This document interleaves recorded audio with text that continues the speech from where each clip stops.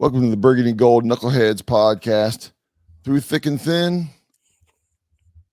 this is the thick. My main man, Reggie. I'm not even going to ask you what's going on, Reg. How you feeling, man? How bad?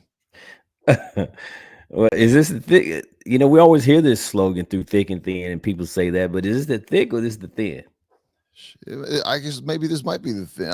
I guess thin could be like thin, like you don't have a whole lot of money. Maybe thick is, but I look at this as thick as in sludging through the mud and muck of what's going on in Commander Nation right now. Yeah, man. Today is not a good day, man. Let me just put that out there. You and I, whether it's talking to family, friends, passing people, it doesn't matter. Social media, we talked a lot of shit. And we typically don't do a lot of cursing on this podcast, so I'm not going to try to break the rule and do too much of it. But if a word come out every now and then, I'm going to apologize up front for anyone that's listening because we try to be family friendly so you can listen to us in the car if the kids are around. However, this might not be the podcast for the kids. Okay. And if any of my coworkers are listening, I'm going to apologize because you don't hear this at work, but I'm not at work right now today. Okay. So now that we got all that out the way, we talked a lot of shit to people, and rightfully so, right? I had even Cowboy fans, friends, and people that I know texted me telling me that we were gonna kill them, we were gonna smoke them, we were gonna beat the crap out of them, and they was looking for a loss because it's gonna help their draft position, and it was like they was getting in front of the butt whipping that they were anticipating today. Correct. So it wasn't just us who thought we was going to win this game. Even Cowboy fans were not confident and felt like they were going to lose this game.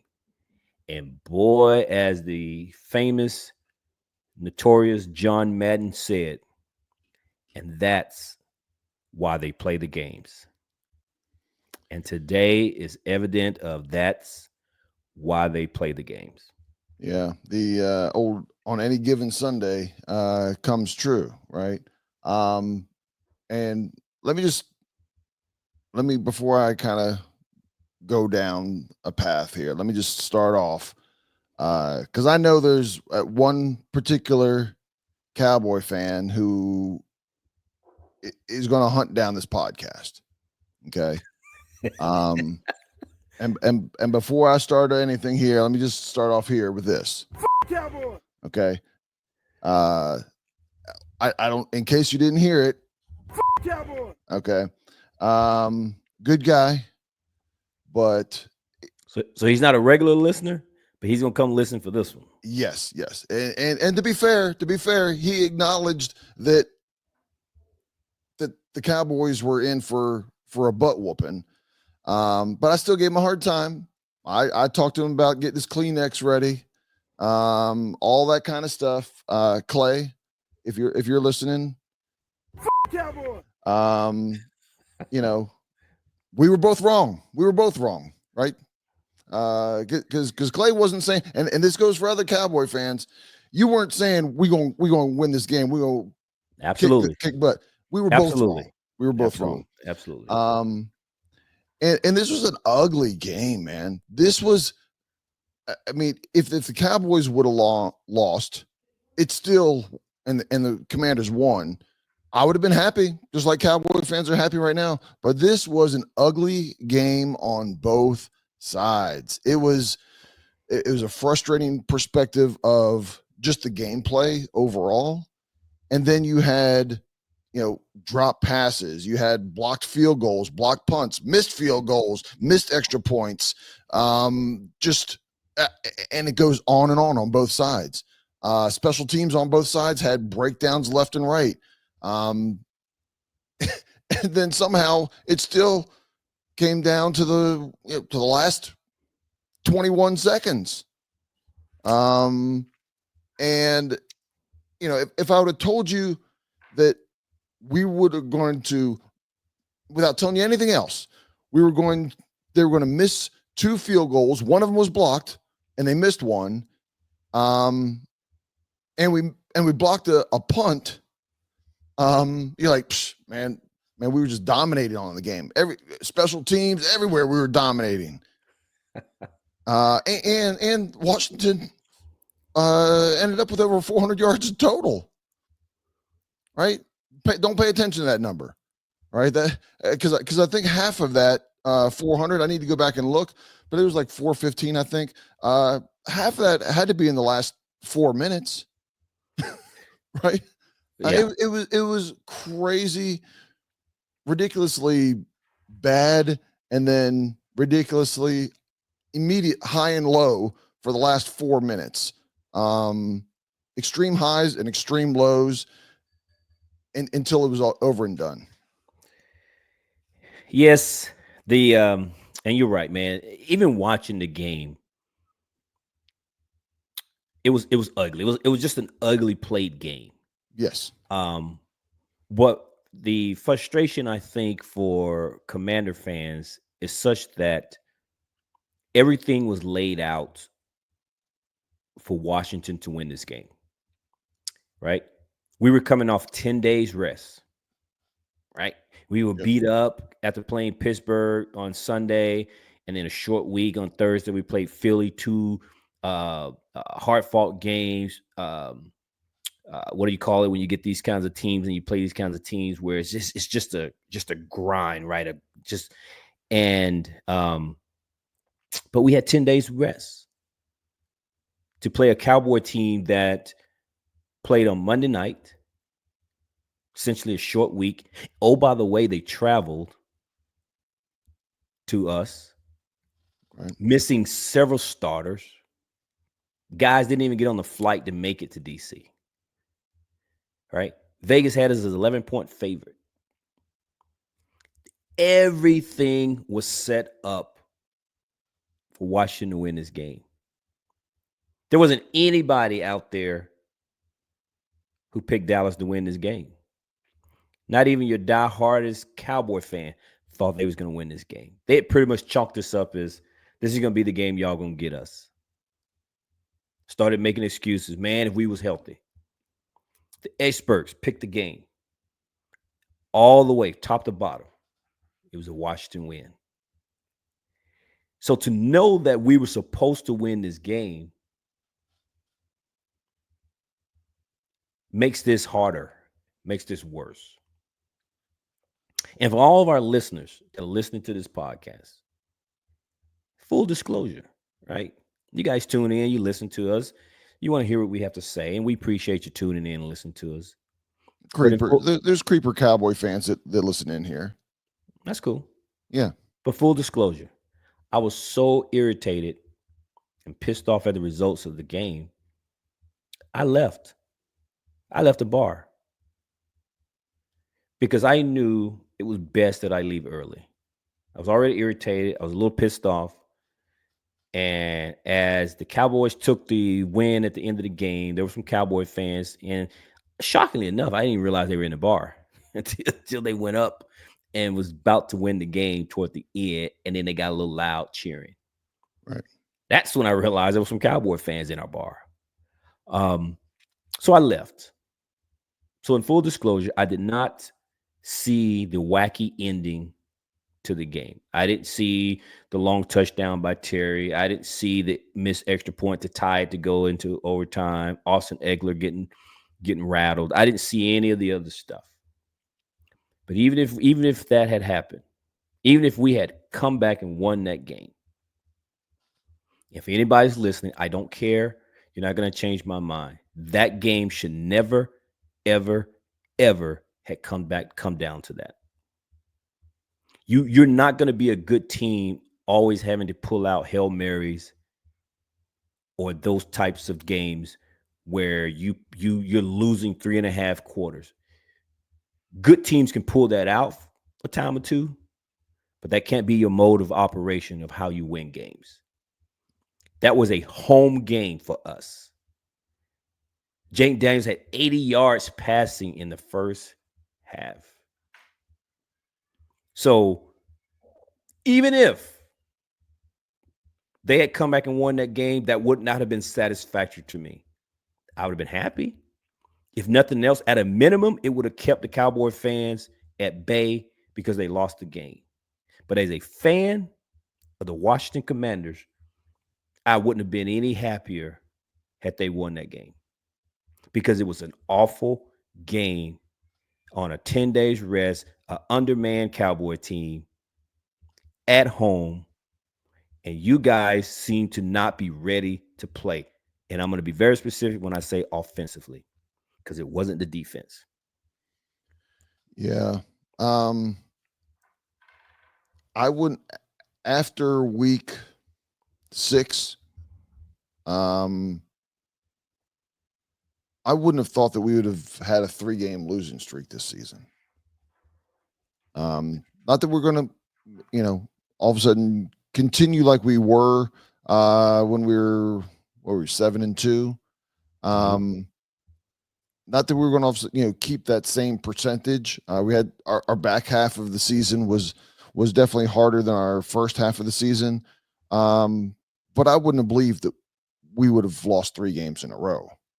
Agreed. We've got December here. The Titans, a bye week. Then we play. I think the Eagles. I think. The Saints. No, the Saints. The Saints, Eagles, probably the Falcons, and the Cowboys again.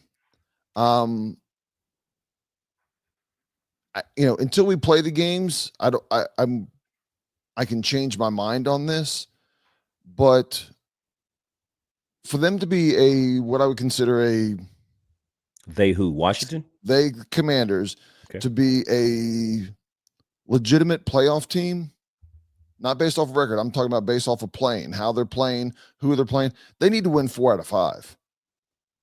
Right? Okay. They need to beat, and I don't know that they will. As I sit here today, fresh off of this loss, they need to beat the Titans. They need to beat the Cowboys. They need to beat the Saints. Those are teams that Titans. The Titans.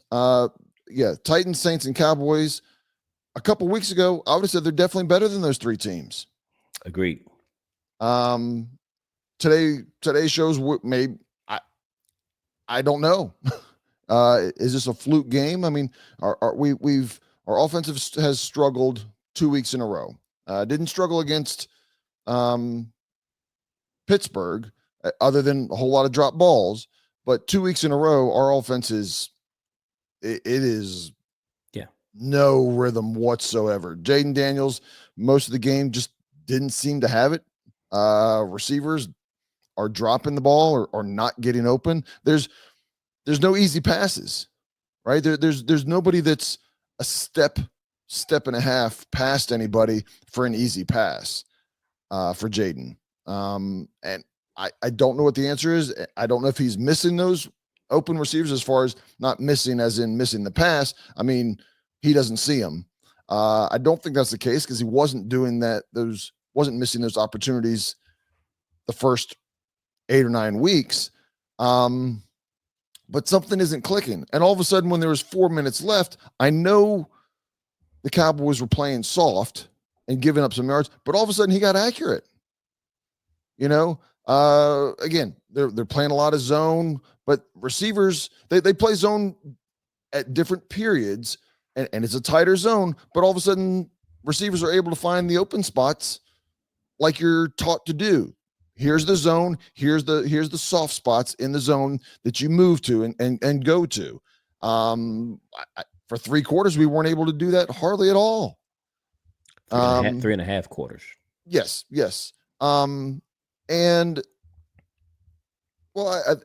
Anyway, but it's again, I know those cushions get a little bit wider and a little bit bigger because they start playing to prevent, but it went from extremely difficult to what seemed all of a sudden wide open.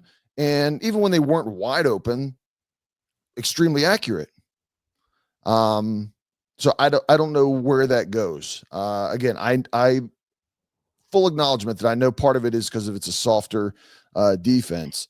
Um, but it is just kind of it makes me shake my head of what we were running the first 8 or 9 weeks to where we're running the last couple weeks. Um, I mean, if Jaden Daniels doesn't do things with his legs, uh, picking up a first down here or there, making some runs, it would have been worse than this. Yeah, In, because you're not in gonna the first in the first three and a half win. quarters.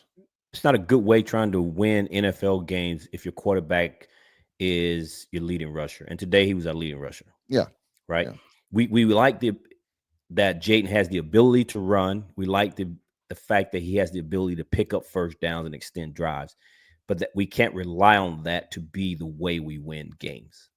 Um, I don't know what's happening here with our offense, right? For the third week in a row, our defense has played well against Pittsburgh, against uh, Philadelphia, and certainly today. Defense was not the problem, but you can't stop a team for 4 quarters. Your offense has got to be able to help carry the load here. yep. And our offense has fallen off, and I don't know what that issue is. But Dan Quinn in his press conference tried to tell us this week, that Jayton, the lack of practice reps affected his play. Okay, well, it wasn't the case today. Get full participant in practice. Ironically, we didn't see any warming of heating pads on the rib area, because what you told us during the press conference is you just did that to stay loose. We didn't see that today. He was running the ball, some design runs. So clearly he was healthy. But for the first time, I can say that Jake Daniels is now starting to look like a rookie. Not giving up on the kid. I still think he's the real deal. But just because I'm a fan, I'm not going to be a fanboy and just be completely blind and just support blindly. If he is not playing well, he's not playing well. And Jake Daniels, for whatever reason, doesn't seem to be playing well. To your point, you mentioned his accuracy. The accuracy is off. Some of his decision makers is off. He threw that interception that he threw. He threw that ball when when the defensive lineman was barreling down on Brian Robinson, hits him, and he was going to be tackled immediately. Early in the season, Jayton throws that to his feet, and it's an incomplete, and we move to the next down. Instead, you throw it to him. What happens? Guy picks it, goes through his hands, an interception. Cowboys get the ball. He's getting sacked on a play, almost going down, and he throws the ball one-handed to Austin Eckler. Almost been a fumble. So some of the decision making seems to be questionable. It's like it's like we're going in reverse. Our defense was not good early in the season, has continued to play, and has gotten better. Our offense is quite the opposite. They started out really good, surprising the entire league. And as the weeks is going on, we seem like we're regressing. We're going the other way, as opposed to continuing to get better. We're playing and making mistakes as if this is a first-year quarterback. This is a first-year offense. I would have expected that early in the season. Not at this point of the season. So I don't understand what is happening, but I think we need to be asking some questions. I think the media should be asking some questions. What is happening? You can't tell me it's just that there's some things on tape. There's some tendencies and things. Receivers are dropping balls. I mean, it is not a good look. And this is what the type of team we're going to go into the playoff with, then brother, we're going to be one and done. Yeah. We're going to be a one and done team. Whether we host that game at home or we go on the road, we will be one and done. And Yeah. and let me just say one more thing here, man. There's two ways of looking at this, Ken. We can look at this for what it is and have all of the frustration, be pissed off, and all of the things that we can have based on what we're seeing. Then there's the other crowd that want to say, well, and justify this and say, well, but if I had told you before the season started that you'd be 7-4 or 7-5, You would take that, right? Well, damn yeah, I would have. Because we were coming off of a 4-win season. But the way this team was playing, the quality of the football that was being played, and the way this was going, then we expected more. And now that the team is quote unquote regressing, then I don't want to use that as an excuse. Well, you didn't expect them to win anyway, but they were winning. We were buying in. So don't use that as a crutch to try to justify and explain to me, well, you should be happy that you've won 70 games. I don't give a damn about that. We won 7 games weeks ago. We're Yeah. still sitting at 7 wins.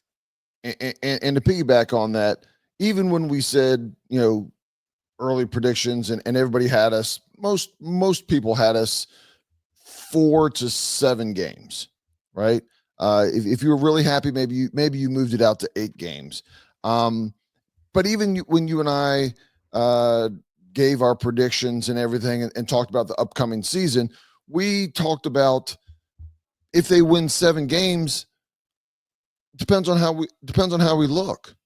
Correct. Right? It's how's Jaden growing? How's the team growing? How are these wins coming about? Are they last second fluke wins, or are we getting blown like out? The first like our first 7 wins, were they wins where most of them we took control and beat the teams we're supposed to beat, right? So the bar moves up, right? That becomes the bar. Kansas City's, Pittsburgh's, Baltimore's that have been winning over recent years. They're not going to. They get frustrated with certain types of wins and losses, also, right? Correct. You and I, after our first couple losses, we admitted we just got beat. This is a game as well as Philly, and I'm not saying that Philly wasn't necessarily better, but we played like crap on top of anything that Philly did. Today, we played like crap and gave Dallas the opportunity. Cooper Rush didn't do anything special today, but in the last couple games that I've seen, he's played bad. He's missed open receivers. He's skipped it in. He's thrown it over their heads. He's done these things, and we didn't put enough pressure on him to make those mistakes. Some ugly passes, some ugly decisions in the last couple games. Made it somewhat easy on him. And it's going to be interesting to see how Washington players and coaches react and make adjustments. During the season, there's only so much adjustments you can make, but clearly other teams are making adjustments on Washington. So you got to make adjustments there. I mean, Cliff Kingsbury has had a reputation for later in the season, his team's offense not doing as well as the beginning of the season. Well, self-assess and move forward. But at the same time, I imagine that Cliff Kingsbury isn't doing anything. My guess is he's not running different offenses at the beginning of the season every single year compared to what he's running at the back half of the season, right? You're going to go with what is successful. And yes, you need to make changes because people make adjustments. But all of a sudden next year, if we're killing it the first half of the season, everybody has a whole year's worth of tape on Cliff. Why would we struggle in the end, but not the beginning against a certain offensive coordinator? I kind of don't buy that.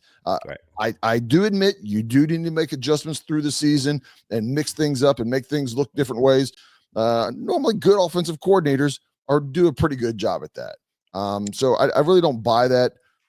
Again, I'm not trying to take anything away from Kingsbury because, again, he needs to self-assess of the game plan that he's calling and putting forward. But this is across the team. This kind of loss is, offense made some mistakes. Defense, they played well, but they made some ugly mistakes as well. I'm putting this all on the offense, bro. Once again, I'm putting it Look, all look, on. look. If I'm giving percentages, the offense definitely does, but the defense, I'll use the touchdown to the tight end right across the middle. I'm like, how's nobody even covered? Nobody's, you know, yeah, that was a 35-yard ish pass, and nobody was within 7, maybe even 10 yards. Over the top, over the back. I mean, it's one thing to be sideline to sideline, but they're past you, uh, almost 10 yards. It's you Yeah. just can't do that. I don't care what team you're playing. At any point of the season, you should never have somebody 7 to 10 yards past you in the NFL. Well, ironically, that play brings me to one of the points I want to make here. Okay. And that is, when the first part of the game, the first half, maybe even a little bit in the third quarter, I mentioned, and I felt like familiarity was part of the reason, or was a contributor to why the team looked the game looked so out of sync. You had three coaches, 3 out of your 4 coaches, meaning your coordinators, your head coaches, that had a lot of familiarity with each other, know what they like to do, know their tendencies and things of that nature. Our defensive coordinator, Joe Witt, not only was he the defensive coordinator, part of the defensive staff of the Dallas Cowboys under Mike McCarthy, but he coached under Mike McCarthy for several years when Mike McCarthy was in Green Bay. And when I mean several, I'm talking not just 2 or 3. I think it was 5 or 6 years. So he knows Mike McCarthy, and Mike McCarthy knows Joe Witt. Dan Quinn, again, knows Mike McCarthy. Mike McCarthy knows Dan Quinn. They coached in Dallas the past few years.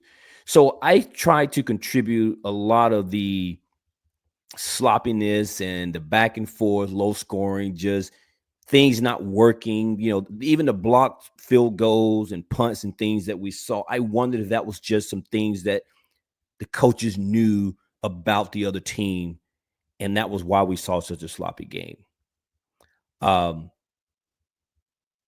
but again, that I know, and I know that that what we like to do, and so you have to be prepared for that if you're the part of the coaching staff on both sides of the ball. Right. Um, but I want to say here that I mentioned it 2 podcasts ago, which was after our loss to Philly, and I said that maybe the situation is such that I myself, and I'm speaking to fans as a whole, we may need to recalibrate our expectations here. Maybe this team is finally coming back to the fold, and this is truly who we are. We were punching above our weight. We were exceeding expectations early in the season. However, we were getting it done, we were. But the reality of this just may be who we are in the first year under coaching regime. And although I'm pissed off and a little irritated about what happened today, I think it has more to do with the opponent that we lost to as opposed to how we looked. Because I mentioned that we've not looked good offensively the past few weeks. So it didn't just happen this week. It's Right. been like this. There's been a little bit of a trend on the offensive side of the ball. And we tried to chalk it up to we need some rest. We chalked it up as players were banged up. We chalked it up as well. We wasn't fully healthy because we didn't have B-Rob. We chalked it up to Jake Daniels still not 100%. But there's been a trend on the offensive side, the lack of production offensively for several weeks. And again, although I'm a little bit pissed off, I might be ahead of the game, 1 week ahead of the game than some people, because I mentioned a lot of this last week.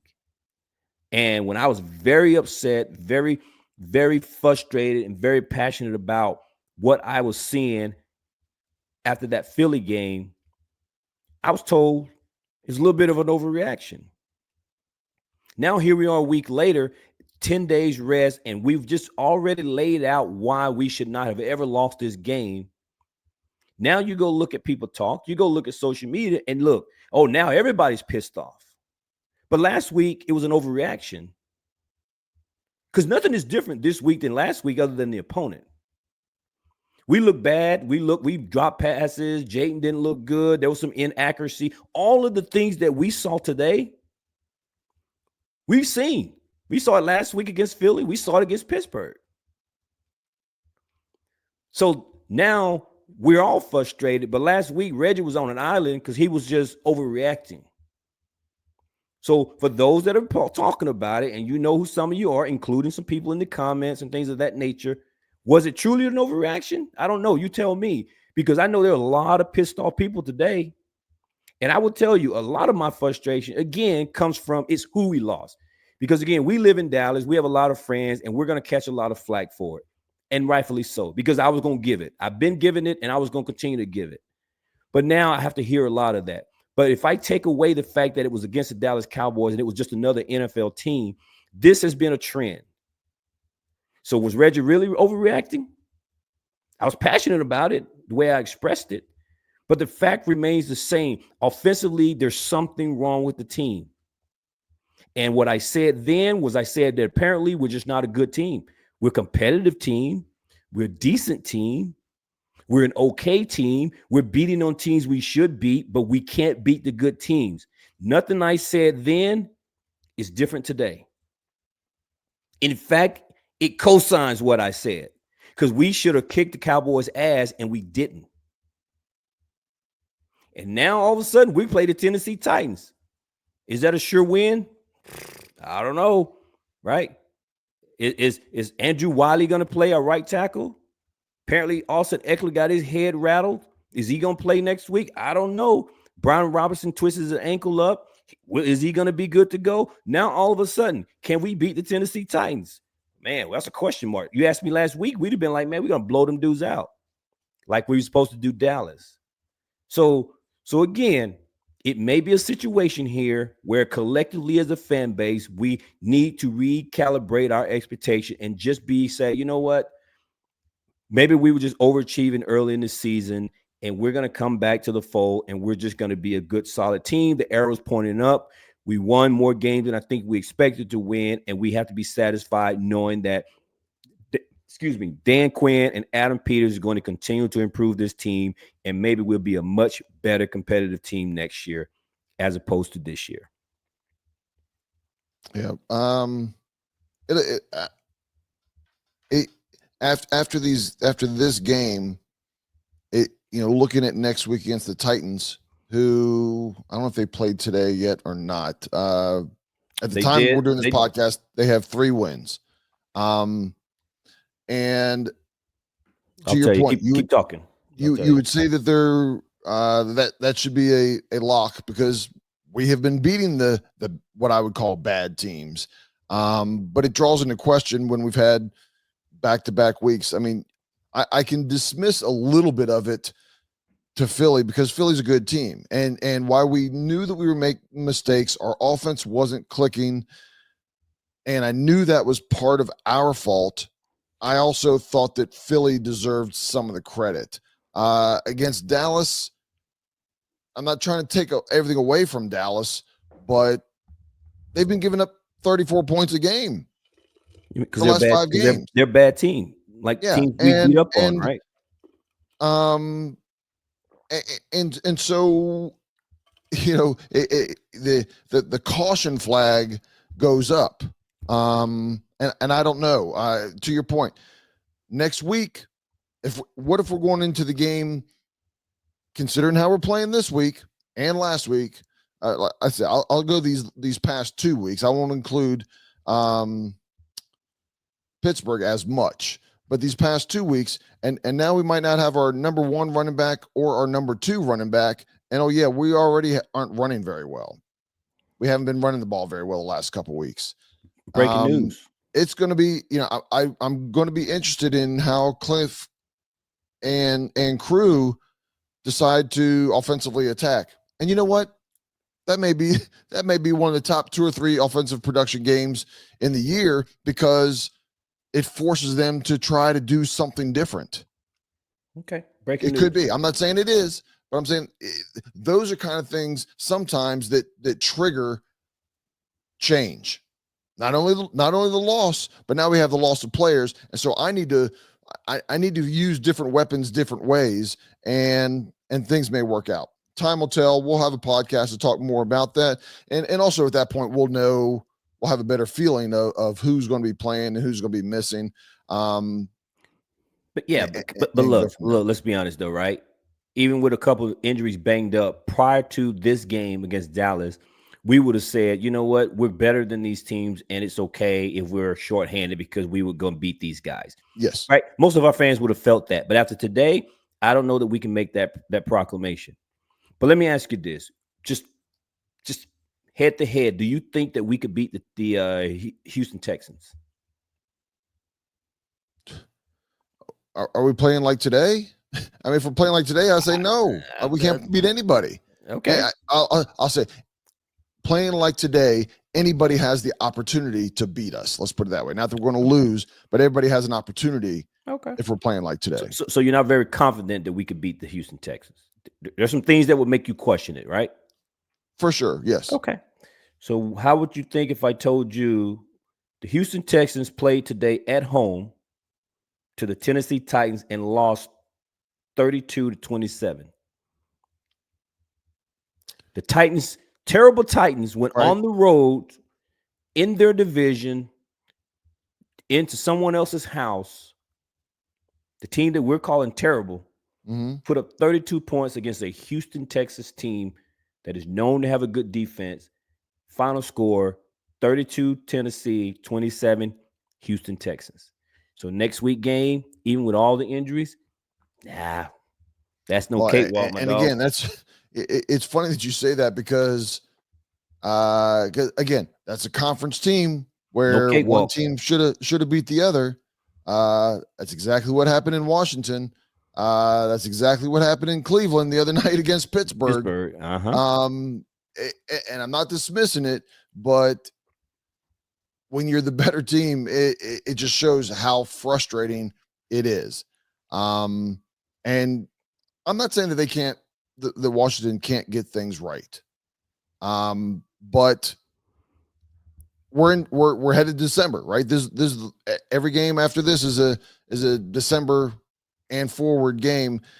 You need to be playing your best ball in December. You can't fold. In past years, as a matter of fact, the criticism for the Cowboys is they would fall in December. But Washington can't be one of those teams.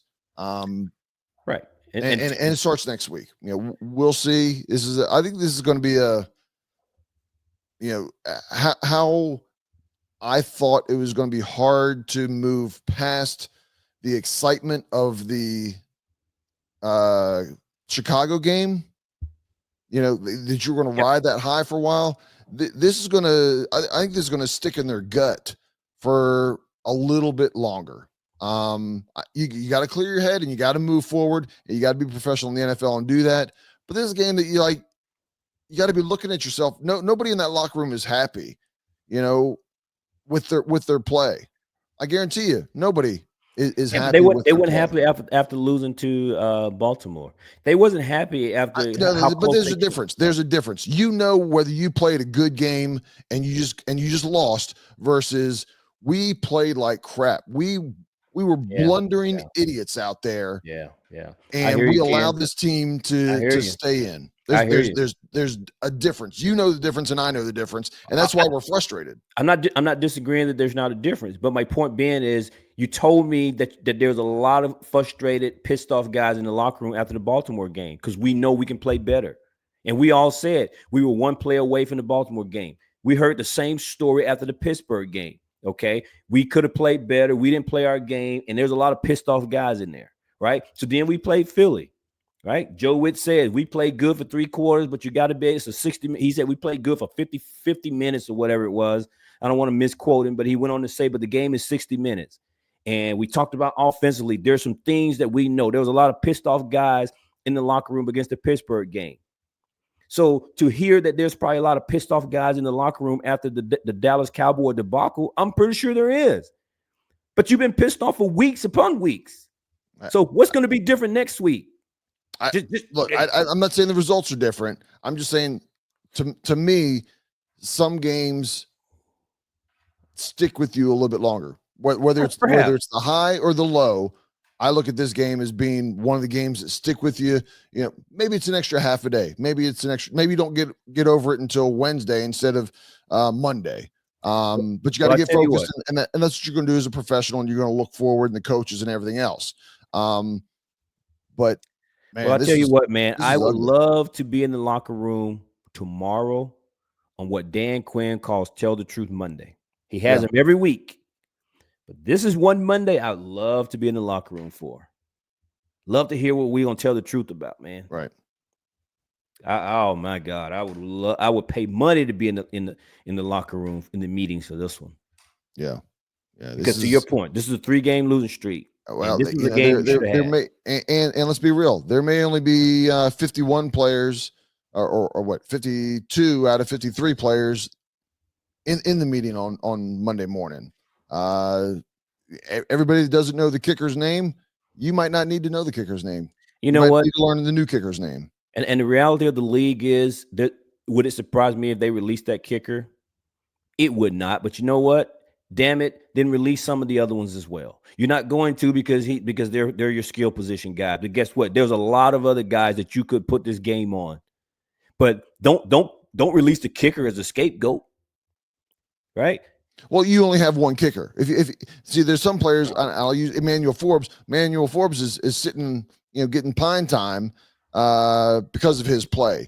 If there were 2 kickers, 3 kickers, they might just rotate another one in. But there are no backup kickers, so you don't have that luxury of, hey, sit the bench for. Yeah, but this is the same guy that won his games. This is the same guy that's done a lot of things, and so he's coming back from an injury. He has a terrible game. It's a bad time to have a bad game. Let's be clear. Right. But he has a bad game. And so now you're going to cut him because we lost the game. What about all the other shit that happens during the game that caused us to where it wouldn't have mattered if he missed that extra point?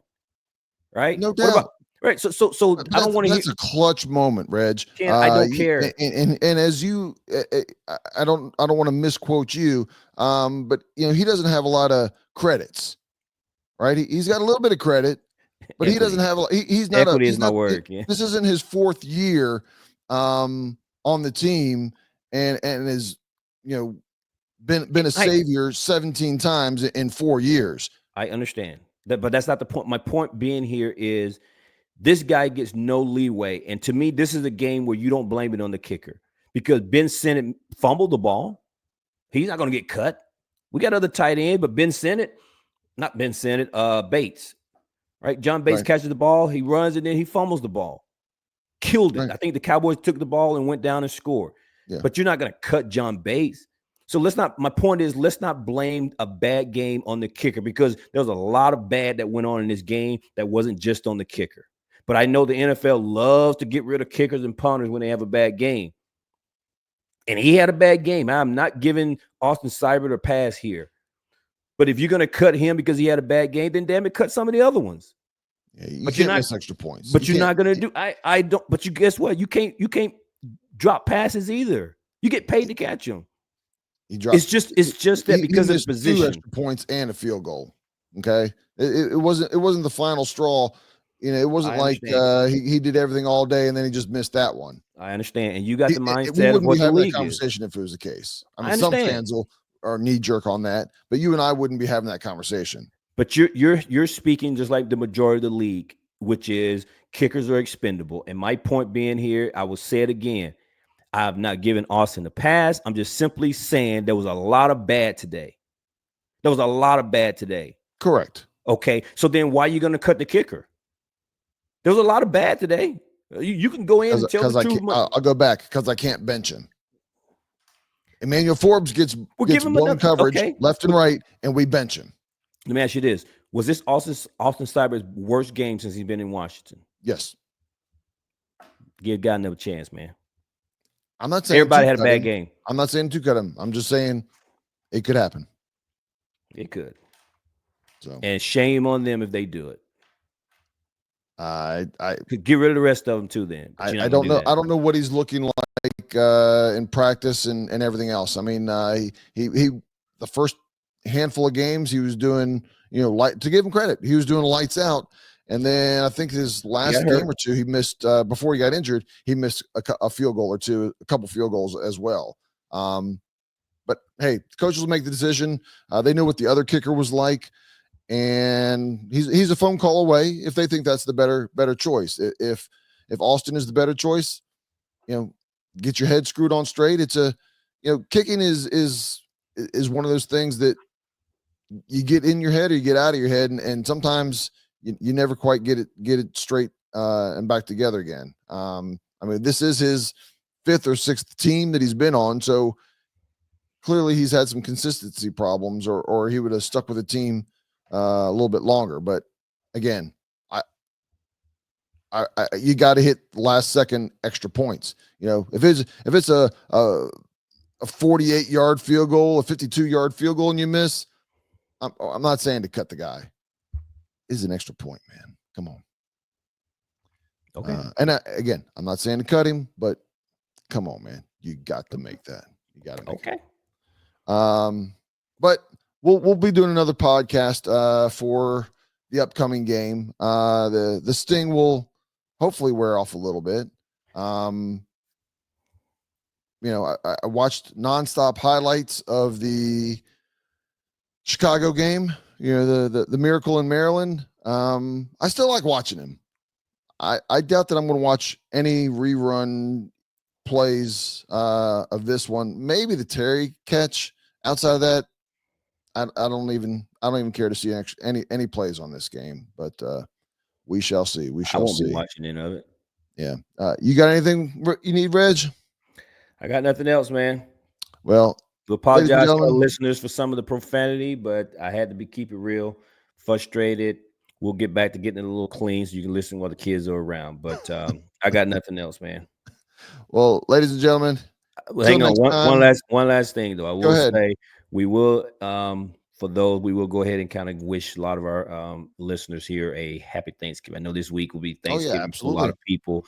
So for all of our listeners out there, if you don't get a chance to tune in to our next one, I think we'll have one out before. But if not, want to wish everyone a happy Thanksgiving, safe Thanksgiving, and eat a lot of food and watch that terrible Giants Cowboy game on Thanksgiving if you want to. We'll be rooting for the Giants, of course. But happy Thanksgiving to all of our listeners. Absolutely. And in case you haven't heard earlier in the podcast, until next time, peace out, knuckleheads. Peace out, y'all.